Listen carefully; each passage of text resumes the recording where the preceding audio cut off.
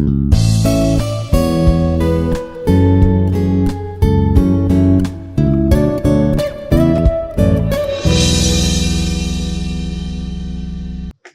of the day. I am Dr. K. Raghuram Mohan Reddy. The course name is Unconventional Machining Process, and today's topic is Ion Beam Machining Material Removal Process. Okay, I am the professor in Mechanical Engineering Department of Institute of Aeronautical Engineering, Hyderabad.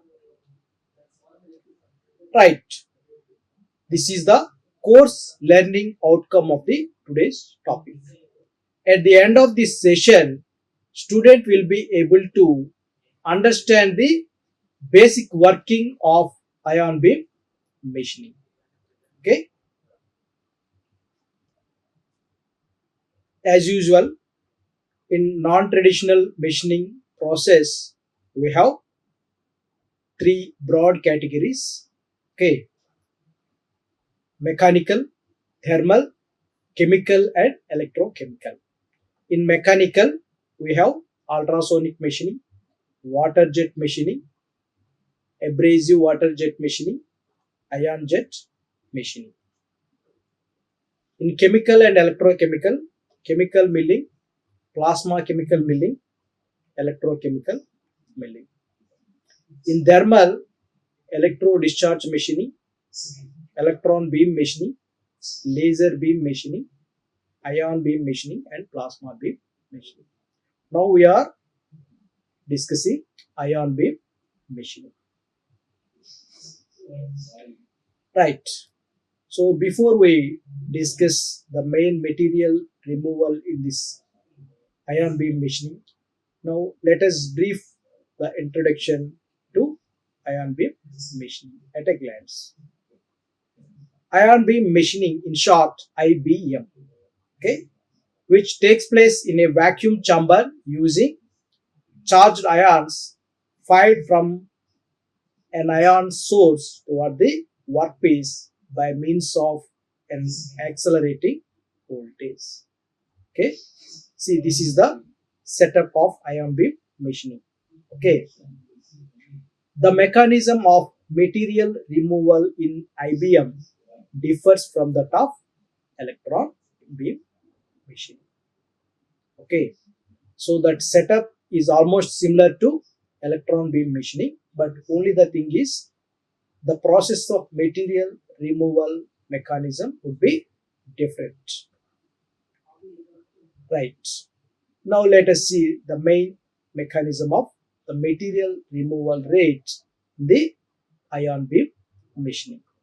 See here from this figure 3, mechanism of material removal at low and high energy levels. Okay, which was researched and reported by Megoff during 1988.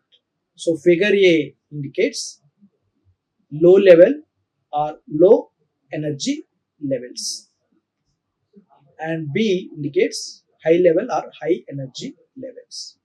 So here what is happening? Here the implanted ion, okay, and here cascade of atoms that we can clearly see. Okay, so in the high energy levels, the cascade effect of these atoms is clearly shown. Okay, see here how these atoms are energizing in a random way. So here in the low level, all these atoms are in regular pattern. See, we can see almost in the good order. Okay, right. As shown in figure 3, if the ions strike the machine surface obliquely, atom ejection is likely to occur from the primary collision. Under such conditions, the incident momentum vector is reported to have the greatest influence on the ejection process. So that's what Megoff shown here. Okay, see here what is happening. The ions strike the machine surface obliquely. Atom ejection is likely to occur from the primary collision. Okay, under such conditions, the incident moment vector is reported to have the greatest influence on the ejection process. Okay, right. The sputtering yield, that is, the number of atoms yielded per incident ion, may be one order of magnitude greater for oblique cutting than normal incidents. Okay, here the number of atoms yielded per incident ion may be one order of magnitude greater for oblique cutting than normal incidents. The material is therefore removed by the transfer of momentum from the incident ions to atoms on the surface of the material. Okay, so here sputtering is the process to remove the material on the workpiece. The atom removed from the surface is also deflected away from the material. Okay, that is as usual. First atom strikes the workpiece material and removed from the surface. Okay, is also deflected away from the material. Right. Energy is greater than the binding energy of 5 to 10 electron volts are needed to affect removal of atoms. Okay. At higher energies, sufficient momentum may cause the removal of several atoms from the surface. That is cascade type effect. Okay, right. Furthermore, the incident ion will become implemented deeper into the material, damaging it by displacement of atoms. Okay, so here the incident ion will become implemented deeper into the material, damaging it by displacement of atoms. Okay, so here atoms are displacing. Okay, and the incident ion will become implemented deeper into the material. Okay, so these two are very much important. In ion beam machining, material is removed by the transfer of momentum from the incident ions to the atoms in the surface of the material. Okay, so here the material is removed by the transfer of momentum from the incident ions to the atoms in the surface of the material. So here ions, atoms. Okay, and the momentum of the incident ions. Okay, these are playing important role in striking and removing the workpiece material. Right. As a result, an atom is removed from the surface while the ion is deflected away from the material. Okay, here what is happening? The atom is removed from the surface while the ion is deflected away from the material. Okay, so this is the mechanism of the material removal on the workpiece material.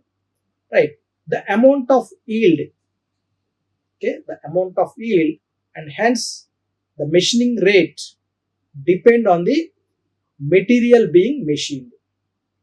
Okay, the type of ions and their energy, the angle of incidence, and in some cases the gas pressure. Okay, so these are the parameters which influence the amount of yield. Okay, and simply it is described as like this: V of theta equal to 9.6 into 10 power 25 s theta cos theta by N. Now let us see this governing equation and the parameters associated to it.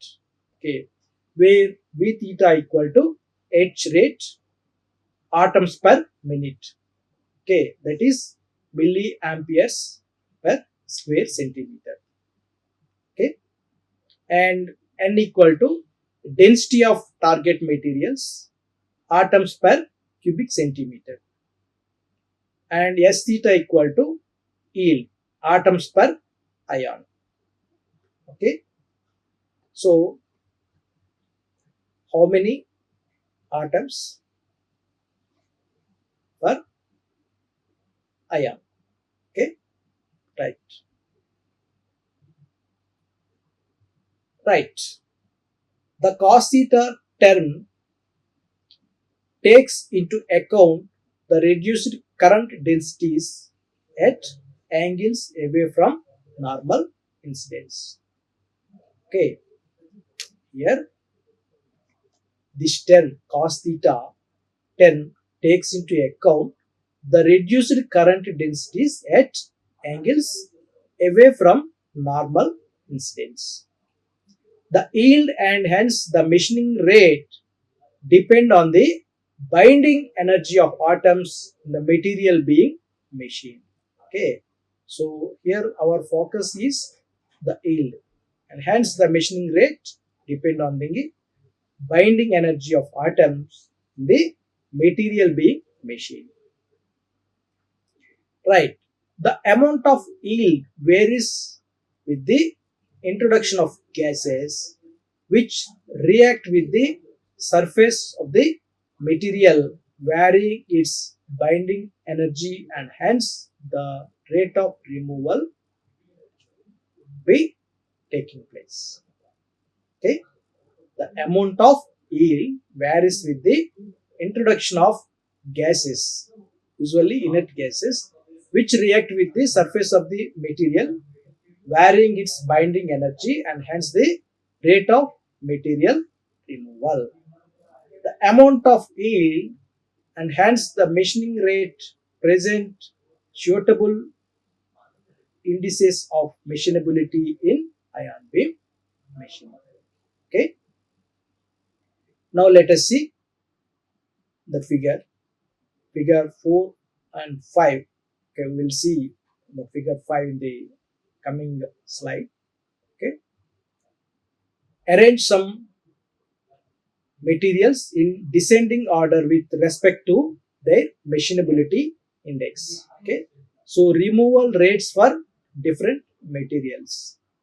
Okay, which was reported by Hoffy during 1995. So these are the parameters here: pressure, point, not 3 torque, voltage 1 kilovolt, current 0.85 milliamperes per square centimeter, beam diameter is 5 centimeters. Okay, now the x-axis is workpiece material and y-axis is removal rate. Okay, microns per hour. Okay, so here it is very accurate and precision type machining process. So usually it will remove in terms of microns per hour. Okay.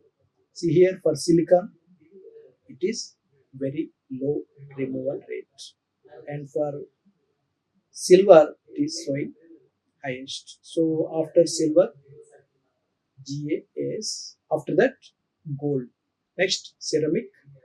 Okay, finally silicon. Okay, right. Now, variation removal rate with work material IBM. Okay. So, however, both are same, but here nanometers per second. Okay. So, earlier in this slide, it is shown with microns per hour and with these parameters. Okay. So, here current density is that, see here, 1 milliamperes per square centimeter. here 0.85 milliamperes per square centimeters. That is the only difference, and the rest of the things almost similar to that of the previous slide. Okay, so again silver is having highest removal rate. Okay, and here carbon is very low, which is very hard one, and silicon carbide.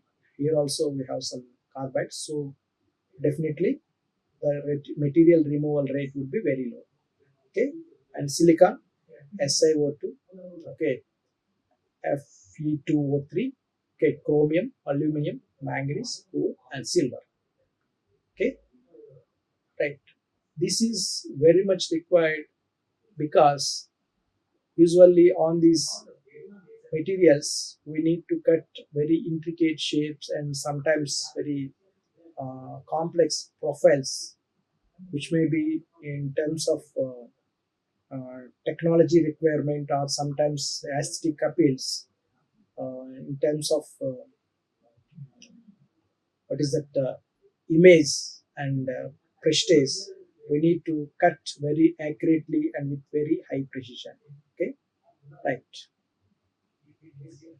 Metallic materials seems to have high machinability than non-metallic ones. Okay, here metallic materials seems to have higher machinability, okay, than non-metallic materials. Okay, next, accuracy and surface effects. Small dimensions as 10 to 100 nanometers are possible using ion beam machining. The slope of the sidewalls of the machine surface and its surface finish are determined by the angle of incidence of the ion beam. Okay, small dimensions as 10 to 100 nanometers are possible using ion beam machining. Okay, so that is about the accuracy of the ion beam machining for the different materials. Accuracy levels of plus or minus 1% with a repeatability of plus or minus 1% have been reported by Megov during 1988. Surface texturing produces a cone and ridge-like configuration on the order of 1 micron in size. However, smoothing to a surface finish less than 1 micron can be obtained. Okay, so here we can maintain very close tolerances and even nano level dimensions that we can machine. Okay, applications. Ion beam machining used in smoothing of laser mirrors as well as reducing the thickness of thin films without affecting their surface finish. In this regard, thinning of samples of silicon to a thickness of 10 to 15 microns has been reported using argon ions, impinging at normal incidence by Megov during 1988. This is the first application. Again, second one, using two opposing beams, a thin circular region on a rotating sample can produce samples for transmission electron microscopy.